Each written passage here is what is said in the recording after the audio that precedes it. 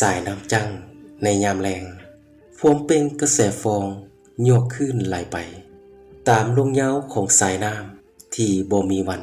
ไหลคืนยอดหลังดวงตะเวนยามค่อยคำใกล้สิ้นแสง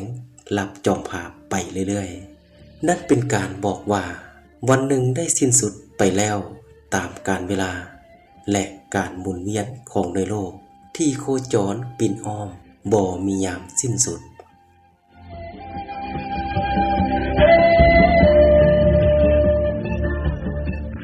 เทิงโงนหินหิมฝั่งน้ำจังพวงแก้วพวมหนังทบทวนถึงความหลังของชีวิตซึ่งเขาได้ปล่อยกระแสจิตบินเวินไปตามขอบฟ้าที่ไกลแสนไกลแบบบ่มีพรมแดนพวงแก้วได้หวนคืนถึงหอยอดีตแห่งความหวานซึ้งในชีวิตหักคู่บ่าวสาวกับหญิงคนหนึ่งชื่อมณีวรรณที่เคยนั่งเฮียงข้างถึงโงนหินก่อนนี้อย่างมีความสุขหาอันเปรียบบ่ได้เหมือนกับว่าโลกใบนี้มีเพียงเขากับมณีวรรณ2 คนมณีวรรณยังได้สาบานหักกับพวงแก้วพร้อมทั้งเปิดอกเปิดใจสารภาพหักเป็นมั่นเป็นหมายที่มีต่อพวงแก้วในปีนั้น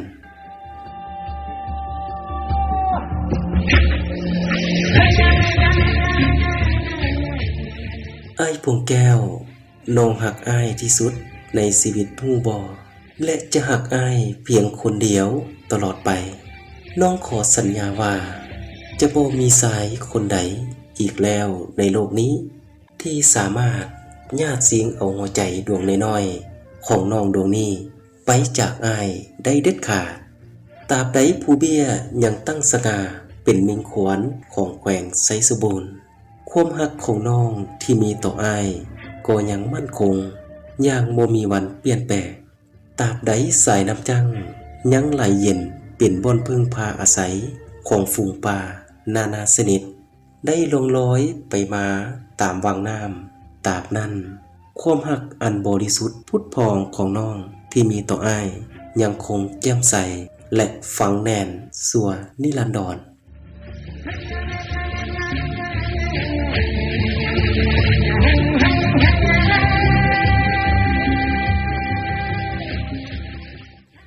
น้องขอยืนยันด้วยสัจจะของลูกผู้หญิงว่าจะบ่มีอำนาจใดๆในโลกนี้มาพากหักของน้องไปจากอ้ายโดยเด็ดขาดมีแต่ความตายเท่านั้นที่สามารถพากเขา2 คนจากกันได้มณีวรรณได้สาบานความหักของนางที่มีต่อพวงแก้วอย่างนักแน่นจริงจังพร้อมทั้งวิงวอนเอาสิ่งศักดิ์สิทธิ์ทั้งหลายทั้งปวงมาเป็นสักขีพยานในคำสาบานของตนที่ให้ไว้กับพวงแก้วมณีวรรณยังย้ำเติมอีกว่าถ้าน้องหากผิดคำสาบานที่มีต่ออ้ายในวันนี้ขอให้มีอันเป็นไปในชีวิต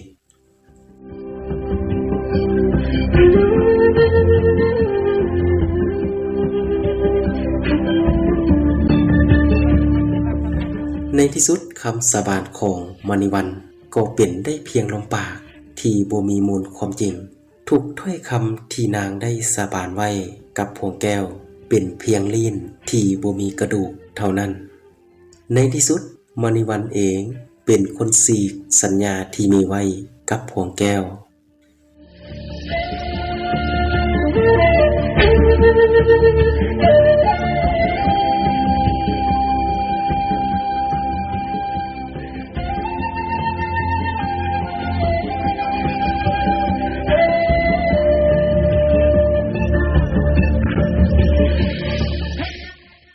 ในกลางปี 2014 มณีวรรณได้เหินห่างจากแขวงไสสมบูรณ์ที่เป็นบ้านเกิดเมืองนอนของตนแล้วก้าวสู่นครหลวงวิจันทร์ซึ่งเป็นเมืองใหญ่ที่มีความเจริญก้าวหน้าและคนทั้งหลายในทั่วประเทศต่างก็มีความใฝ่ฝันอยากไปอยู่เมืองฟ้าป่าปูนแห่งนี้กันทุกๆคน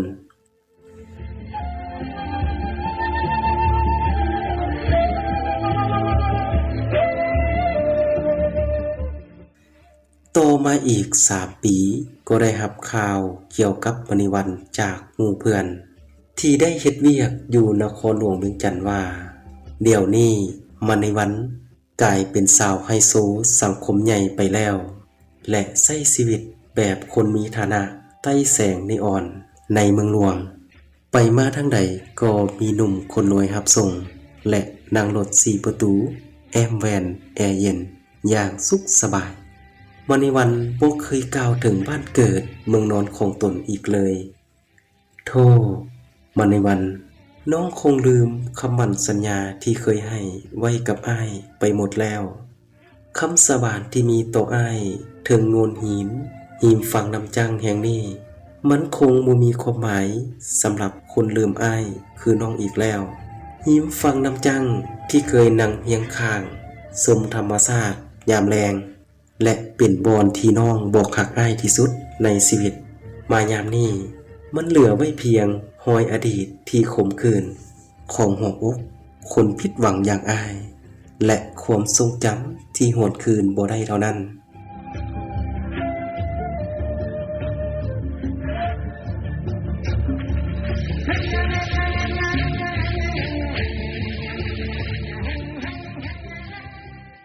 พวงแก้วอยากทวงคำสาบานจากมณีวันที่เคยให้ไว้กับเขาในอดีตพวงแก้วได้ฝากความในใจของเขาส่งหามณีวันซึ่งลงลอยไปตามท้องฟ้าที่กว้างใหญ่ไพศาลว่าถ้าได้ยินคำทวงสัญญาของคนที่จริงใจและหักแท้อย่างอ้ายน้องจงห้อนกลับคืนสู่วิมานหักคำสาบานหิมฝังน้ำจังแห่งนี้ด้วยเพราะว่ามีไผคนหนึ่งยังคอยน้องอยู่หิมฝังน้ำจังด้วยความอะไรอาวรณ์คิดถึงน้องจนกินบ่แซ่บนอนบ่หลับ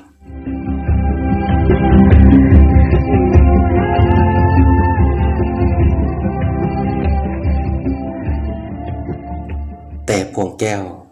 ก็ผิดหวังเนื่องจากว่าการทวงสัญญาของเขาจากมณีวันมันเป็นเพียงความคิดแบบลมๆแรงๆในมโนภาพเท่านั้นแล้วเขาสิมีปัญญาหยังไปเหนี่ยววอนให้มณีวันกลับมาหาตนได้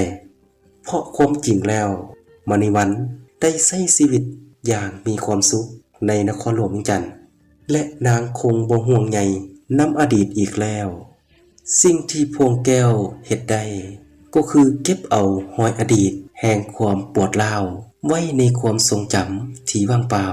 และอดีตดังกล่าวก็โดนนานไปตามกาลเวลาเหมือนสายน้ำจังที่ไหลไปเรื่อยๆโดยบ่มีวันหวนกลับ